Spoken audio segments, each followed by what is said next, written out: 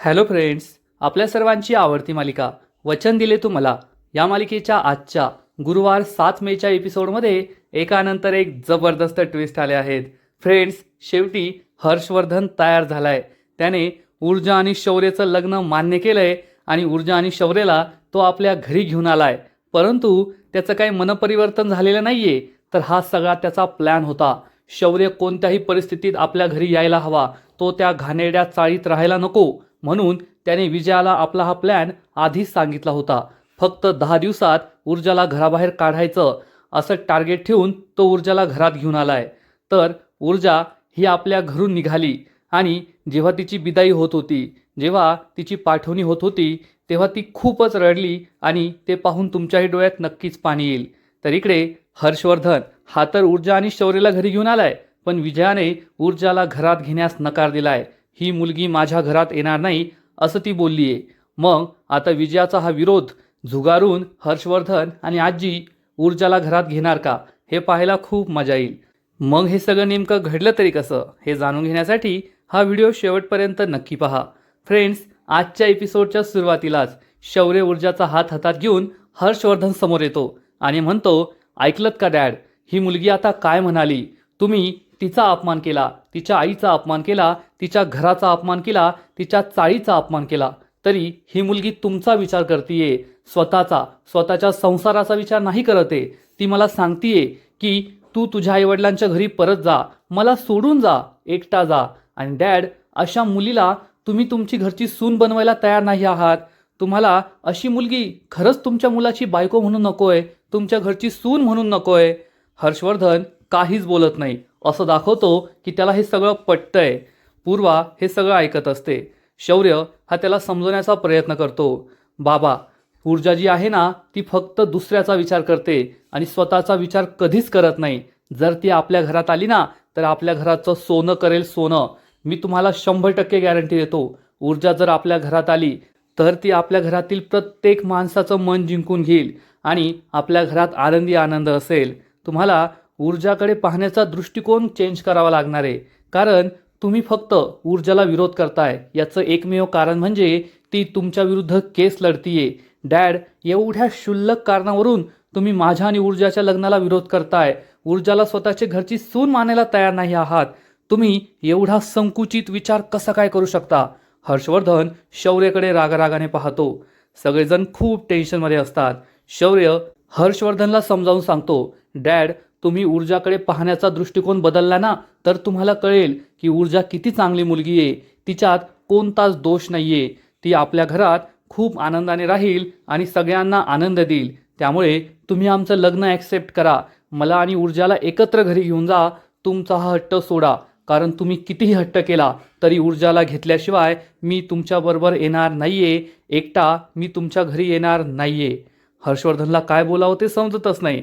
आणि तेवढ्यात हर्षवर्धनला काल रात्री त्याने विजयाला काय सांगितलं होतं हे सगळं आठवतं. विजया चिडून म्हणते, अहो, हे तुम्ही काय बोलताय? त्या ऊर्जा शिंदेला आपण या घरात आणायचं? हर्षवर्धन म्हणतो, हो विजया, आपल्याला हे करावंच लागणार आहे. उद्या तू माझ्याबरोबर तेथे यायचं. सर्वात आधी आपण शौर्यला कन्व्हिन्स करायचं. शौर्य, तू आमच्याबरोबर घरी ये. या लग्नाला आमची मान्यता नाहीये. हे लग्न आम्ही मानत नाही. ऊर्जा तुझ्यासाठी योग्य नाहीये, हे सगळं त्याला सांगायचं.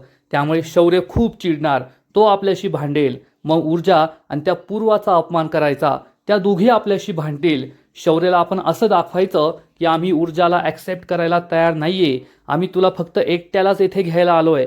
आणि मग त्यानंतर शौर्य आपल्याला कन्व्हिन्स करण्याचा प्रयत्न करेल की ऊर्जा किती चांगली मुलगी आहे, त्याने ऊर्जाशी लग्न करून कोणताच चुकीचा निर्णय घेतलेला नाहीये. आणि मग एका क्षणाला आपण कन्व्हिन्स व्हायचं आणि शौर्य आणि ऊर्जाला घेऊन या घरात यायचं. विजयाच्या पायाखालची जमीनच सरकते. विजया म्हणते, नाही, हे शक्य नाहीये. हे काय बोलताय तुम्ही? त्या ऊर्जा शिंदेला आपण या घरात घेऊन यायचं? असं कधीच होणार नाही. हर्षवर्धन चिडून म्हणतो, असं करावं लागेल. आपल्याला आपल्या मुलासाठी हे करावं लागेल. जर शौर्यला त्या घाणेरड्या चाळीतून बाहेर काढायचं असेल ना, तर या घरात आणायचं असेल तर आपल्याला हे करावंच लागेल.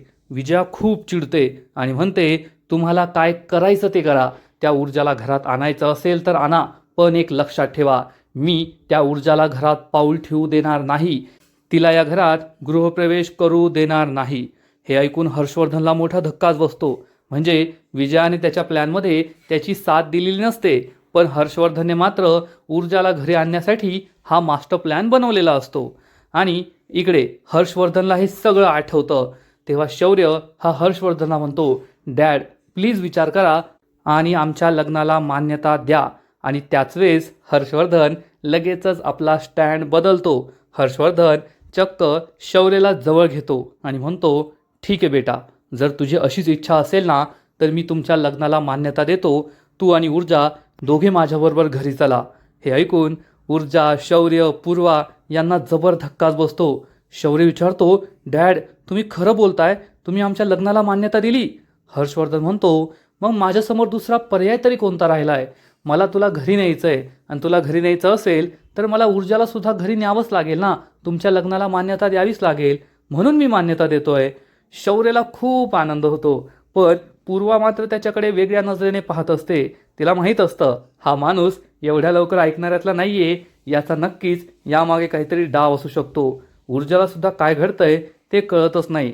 शौर्यला हर्षवर्धन समजावून सांगतो, शौर्य बेटा, माझ्यासाठी तू खूप महत्त्वाचा आहे. शेवटी माझा मुलगा आहे तू. तू एक दिवस मला सोडून या चाळीत राहिला ना तर मला खूप अस्वस्थ वाटत होतं. असं वाटत होतं या संपूर्ण जगाला आग लावून द्यावी, संपूर्ण जग पेटवून द्यावं. पण नंतर माझ्या मनात विचार आला, तसं करून काय होणार आहे? त्याने तू या घरात परत येणार नाही आणि तुला या घरात परत आणण्यासाठी मी येथे आलो. मी तुला खूप समजवण्याचा प्रयत्न केला, या लग्नाला मान्यता दिली नाही, या लग्नाला महत्त्व नाही आहे असं म्हणालो. पण जर तुला ऊर्जाशीच संसार करायचा असेल, तुझं ऊर्जावर प्रेम असेल तर त्याला मी काय करू शकतो? शेवटी तुमच्या लग्नाला मान्यता देण्याशिवाय माझ्याकडे दुसरा कोणताही पर्याय नाहीये. म्हणून मी तुमच्या लग्नाला मान्यता देतोय आणि आता तुम्ही दोघेही माझ्याबरोबर चला. शौर्य खूप खुश होतो, ऊर्जाकडे हसून पाहतो, पण ऊर्जाच्या चेहऱ्यावर कोणतेच एक्सप्रेशन नसतात. हर्षवर्धन म्हणतो, शौर्य बेटा चला, तुम्ही दोघे तुमची बॅग भरा, आपण जातोय. तेवढ्यात दळवी काकू म्हणते, अहो पण सत्यनारायणची पूजा तर बाकी आहे ना. तर हर्षवर्धन सांगतो, ती पूजा आता जहागीरदारांच्या घरीच होणार. हे ऐकून सगळ्यांना आनंद होतो आणि मग हर्षवर्धन पूर्वा समोर येतो आणि पूर्वाला म्हणतो, तुमची अशी अट होती ना की जोपर्यंत शौर्याचे वडील या लग्नाला मान्यता देत नाही, तुमच्या मुलीला सून म्हणून स्वीकारत नाही, तोपर्यंत तुम्ही तुमच्या मुलीची पाठवणी करणार नाही. तर ठीक आहे, मी तुमची अट मान्य केली आहे. पण एक लक्षात ठेवा, जहागीरदारांना कुणी अट घालू शकत नाही. पण माझ्या मुलासाठी मी ही अट स्वीकारतोय. तुमच्या मुलीचा सून म्हणून स्वीकार करून माझ्या घरी नेतोय. पण पूर्वा हर्षवर्धनच्या नजरेला नजरसुद्धा देत नाही, कारण त्यांचा भूतकाळ तर आपल्याला माहिती आहे. हर्षवर्धन शौर्य आणि ऊर्जाला म्हणतो, चला मग बाहेर गाडीत मी तुमची वाट पाहतोय. हर्षवर्धन बाहेर निघून जातो. ऊर्जा ही पूर्वाजवळ येते आणि पूर्वा तिला प्रेमाने जवळ घेते आणि म्हणते, ऊर्जा जा बाळा, जा तुझ्या सासरी. लग्न झाल्यानंतर प्रत्येक मुलीला आपल्या सासरी जावंच लागतं आणि माझा पूर्ण विश्वास आहे तू त्या घरातील सगळ्या माणसांची मनं जिंकून घेशील. ऊर्जा विचारते, आई मन जिंकून घेणं म्हणजे काय? त्यांनी कितीही चुका केल्या तरी त्या चुका पोटात घालायच्या. त्यांनी कितीही चुकीचं वागलं तरी ते वागणं बरोबर आहे असं म्हणायचं का? मी सत्याची कास सोडून द्यायची का? पूर्वाला खूप वाईट वाटतं. पूर्वा ऊर्जाला समजावून सांगते, नाही ऊर्जा बाळा, सत्याची कास कधीच सोडायची नाही. चुकीला बरोबर कधीच म्हणायचं नाही. जे चूक आहे ते चूक आहे. अन्याय कधीच सहन करायचा नाही. अन्यायाच्या विरुद्ध उभं राहायचं, पण मोठ्यांचा मान राखायचा. मोठ्यांचा अपमान कधीच करायचा नाही. मोठ्यांचा मान राखूनच त्यांच्याशी बोलायचं. आणि माझा तुझ्यावर पूर्ण विश्वास आहे, तू हे नक्की करशील. सगळ्यांची चूक असताना सुद्धा त्यांची चूक सुधारून त्यांना आपलंसं करशील. आणि शौर्य, माझा तुझ्यावर पूर्ण विश्वास आहे, तू ऊर्जाला दिलेलं वचन पूर्ण करशील ना? शौर्य म्हणतो, हो काकू, नक्कीच करेल. ऊर्जासुद्धा खूप इमोशनल होते आणि म्हणते, आई मी तुझ्या अपेक्षा नक्कीच पूर्ण करेल. मी माझ्या सासरच्या माणसांची मनं जिंकून घेईल, कधी त्यांचा अपमान करणार नाही. तुझ्या संस्कारांना नावं ठेवली जातील असं कधीच वागणार नाही. ऊर्जा ढसाढसा रडू लागते. पूर्वाच्या डोळ्यातसुद्धा पाणी आलेलं असतं आणि मग ऊर्जाची आई सगळ्यांना तयारी करायला सांगते. सगळेजण ऊर्जाच्या पाठवणीची तयारी सुरू करतात. ऊर्जा आणि शौर्य एकमेकांकडे पाहून खूप खुश होतात, स्माईल करतात. बॅकग्राऊंडमध्ये वचन दिले तू मला या मालिकेचं टायटल सॉन्ग सुरू होतं आणि शौर्य आणि ऊर्जाला खूप आनंद झालेला असतो. की आता ते त्यांच्या हक्काच्या घरी जात आहे, हर्षवर्धनच्या म्हणजे शौर्याच्या घरी जात आहे. इकडे हर्षवर्धन ऊर्जाच्या घरी गेला असेल या विचाराने आजी खूप घाबरते आणि म्हणते मला आत्ताच्या आत्ता ऊर्जाच्या घरी जावं लागेल. प्रभाकर तिला थांबवतो आणि विचारतो आई एवढी घाई का करतेयस? तर आजी सांगते हर्षवर्धन तेथे गेला असेल ना तर नक्कीच काहीतरी चुकीचं करेल आणि मी ते होऊ देऊ शकत नाही, मला आत्ताच्या आत्ता जावंच लागणार आहे. प्रभाकर म्हणतो अगं जाऊ दे ना, त्याला जर त्याच्या मुलाची काळजी नाहीये मग तू तरी त्याची काळजी कशाला करतेस, त्याचं काय व्हायचं ते होऊ दे. आजी खूप चिडते आणि म्हणते प्रभाकर आता या घरात असं बोललं जाणार आहे का, गप्प बस, असं काहीच बोलायचं नाहीये. आणि आजी जाऊ लागते तर आदित्य तिला थांबवतो आणि म्हणतो थांब आजी, मी फोन करतो आणि मग आपण विचारूया. तर प्रभाकर म्हणतो नाही नाही, फोन करणं चांगलं दिसणार नाही आणि आई तू थोडा वेळ थांब, दादा हा ऊर्जाच्याच घरी गेला असेल असं आपण कन्फर्म नाही सांगू शकत ना, आपण थोडा वेळ वाट पाहूया, तो क्लबला गेला असेल किंवा दुसरीकडे एखाद्या कामासाठी गेला असेल, अर्धा तास थांब, तो आल्यानंतर आपण त्याला विचारूया आणि जर अर्ध्या तासात तो आला नाही तर मी स्वतः तुला तेथे घेऊन जाईल. पण कुमुदिनी आजीला हे पटत नाही आणि ती म्हणते नाही आपल्याकडे एवढा वेळ नाहीये, कारण हर्षवर्धन जर तेथे एकटा गेला ना तर तो शौर्यला इथे घेऊन येईल आणि ऊर्जा आणि शौर्याची ताटातूट मी होऊ देऊ शकत नाही, मला तेथे जावंच लागेल. दिव्या चांगलीच खुश होते आणि विचार करते अरे वा, माझ्या माहेरी एवढा मोठा ड्रामा आणि तुम्ही कसं काय मिस करणार. आणि ती म्हणते आजी तुम्ही ना एकदम बरोबर बोलताय, आपण तेथे जायला हवं, चला मी तुमच्या बरोबर येते. आजी विचारते तू माझ्या बरोबर येणार का? तर दिव्या म्हणते हो मी तुमच्या बरोबर येणार, तुम्हाला माझी सोबत हवी असेल ना. आजी चिडून म्हणते मला तुझी सोबत नकोय, तू माझ्याबरोबर यायचं नाही. असं म्हणून आजी जाऊ लागते तर आदित्य तिला पुन्हा एकदा थांबवतो आणि म्हणतो आजी आधी काही खाऊन घे, तुला गोळ्या घ्यायच्या असतात, असं नाश्ता न करता जाऊ नको, तुला त्रास होईल. आजी म्हणते नाही मला जावंच लागेल. पण प्रभाकर तिला थांबवतो आणि म्हणतो आई फक्त अर्धा तास थांब, मी तुला घेऊन जातो. तेव्हा कुठे आजी शांत होते आणि म्हणते तोपर्यंत आपण विजयाशी बोलूया आणि आजी ही विजयाच्या रूमकडे जाते. दिव्याला कळतच नाही की नेमकं काय चाललंय आणि इकडे ऊर्जाच्या पाठवणीची सगळी तयारी झालेली असते. चायचुई खारीखुरी त्यांच्या बॅग पुढे नेतो आणि मग शौर्य हा ऊर्जाला घेऊन घराबाहेर पडतो. पूर्वाने तिची पाठवणी केलेली असते. ऊर्जा खूप रडत असते, पूर्वाच्या डोळ्यातसुद्धा पाणी असतं. फ्रेंड्स हा सीन खरंच खूप इमोशनल आहे. तुम्हाला सुद्धा तुमच्या पाठवणीची आठवण नक्कीच येईल. ऊर्जा रडत असते आणि पूर्वा तिच्याकडे पाहत असते. चाळीतल्या सगळ्या बायका ऊर्जाबरोबर असतात पण पूर्वा मात्र मागेच उभी असते. तेवढ्यात ऊर्जा ही मागे वळून पाहते पण पूर्वा तिच्या नजरेला नजर देत नाही, ती लगेच पाठमोरी होते आणि रडू लागते. ऊर्जाला समजतं की आई स्वतःचे अश्रू लपवतीये आणि ऊर्जा ढसाढसा रडू लागते. आता आपण आपल्या आईपासून कायमचं दूर चाललो आहे, आता या घरात आपण फक्त माहेरवाशीन म्हणून येणार, त्यामुळे ती खूप दुःखी होते. आणि ऊर्जाने तिकडे नजर वळवल्यानंतर पूर्वा पुन्हा तिच्याकडे पाहत असते. फक्त पूर्वा आणि ऊर्जाच नाही तर चाळीतल्या सगळ्या बायका रडत असतात. सगळ्यांना दुःख झालेलं असतं, कारण ऊर्जा म्हणजे या चाळीतलं चैतन्य आहे आणि ऊर्जा या चाळीत राहायची तर चाळीत वेगळीच ऊर्जा होती. पण आज तीच ऊर्जा कायमची चाळ सोडून चालली आहे म्हणून चाळीतल्या बायकासुद्धा रडत असतात. सगळ्यांच्या डोळ्यात पाणी असतं. शौर्य ऊर्जाला सावरतो आणि आपल्याबरोबर घेऊन जातो. पूर्वा ढसाढसा रडत असते. ऊर्जा तिचं घर सोडून गेल्यामुळे तिचं घर आज रिकामं झालेलं असतं. आणि इकडे अर्पिता ही चक्क मेकअप करत असते आणि आरशामध्ये एकटक पाहत असते. कुठे पार्टीला जायचंय असं तिने मेकअप केलेला असतो. तेवढ्यात आमदार शिर्के तेथे येतो आणि ही चक्क मेकअप करतीये हे पाहून आमदार शिर्केला सुद्धा मोठा धक्काच बसतो.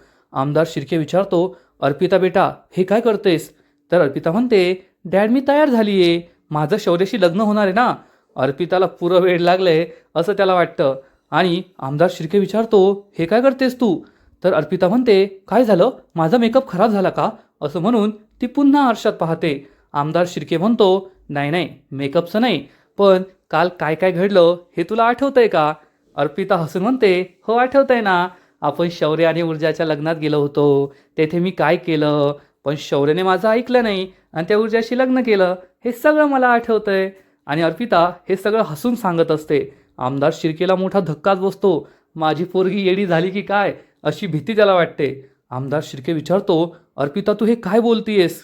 तर अर्पिता म्हणते डॅड घाबरू नका. तुम्हाला असंच वाटतंय ना की मी भानावर नाही आहे, पण असं काहीच झालेलं नाही आहे. मी पूर्ण भानावर आहे आणि मला काहीच झालेलं नाही आहे. तुम्ही घाबरू नका. तुम्हाला खरं सांगते, जेव्हा शौर्य आणि ऊर्जाचं लग्न ठरलं, शौर्याने मला सगळं सांगितलं, तेव्हा मी ठरवलं होतं की मी शौर्य आणि ऊर्जाच्या आयुष्यात काहीच बोलणार नाही. त्या दोघांचं लग्न होऊन जाईल. मी त्यांच्या आयुष्यातून दूर निघून जाईल.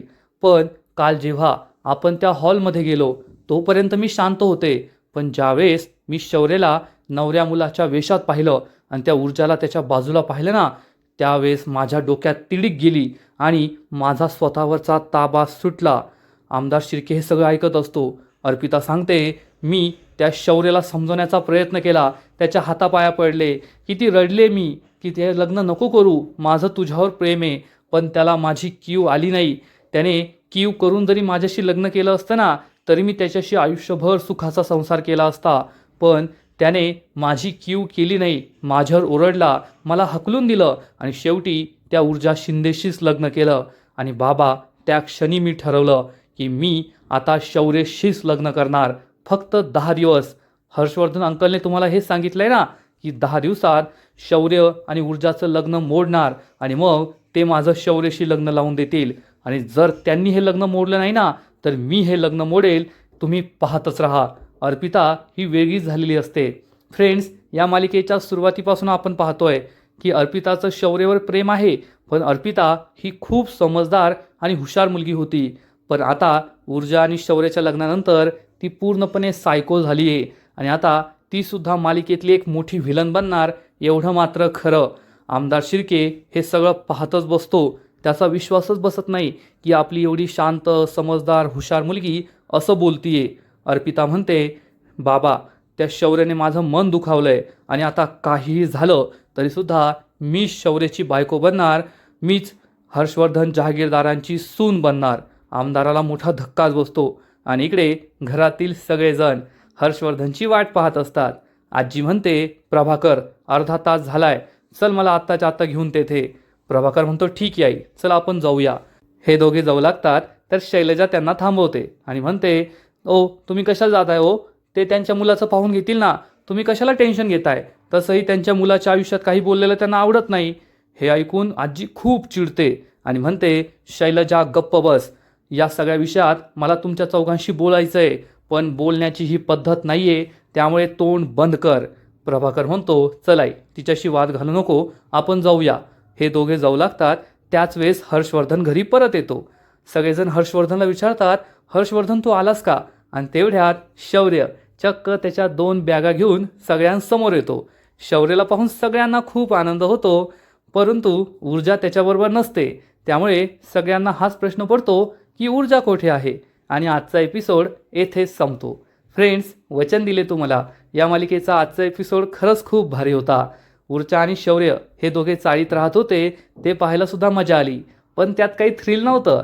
खरं थ्रिल तर आत्ता सुरू होतं आहे, जेव्हा हर्षवर्धन हा चक्क ऊर्जाला घेऊन आपल्या घरी पोहोचलाय.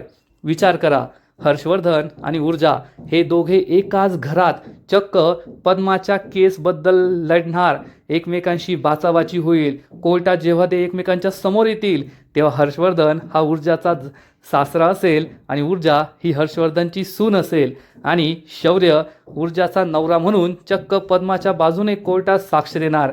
हे सगळं किती भारी असणार आहे. खरंच आता ही मालिका पाहायला डबल मजा येणार आहे.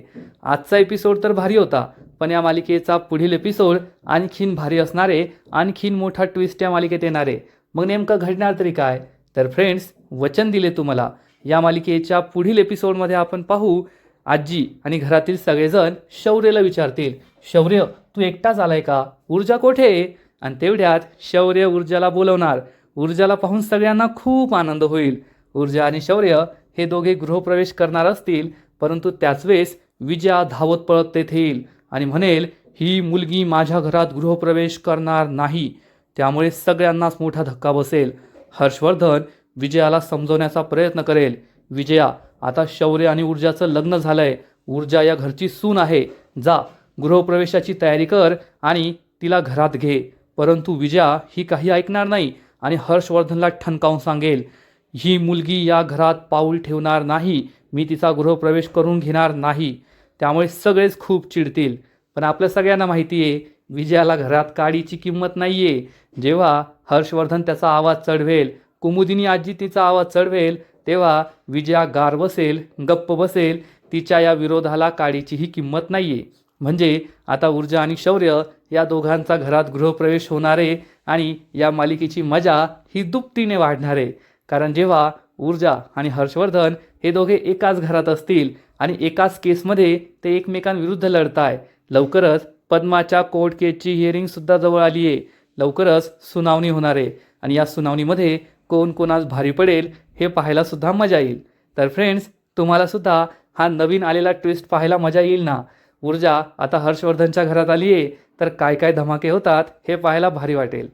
वचन दिले तुम्हाला या मालिकेचे असेच नवीन नवीन एपिसोड, नवीन नवीन अपडेट सर्वात आधी पाहण्यासाठी व्हिडिओला लाईक करा, शेअर करा, चॅनलला सबस्क्राईब करून बेल आयकॉनवर क्लिक करा. म्हणजे या मालिकेचे नवीन नवीन एपिसोड तुम्हाला सर्वात आधी पाहायला मिळतील. खूप खूप खूप धन्यवाद.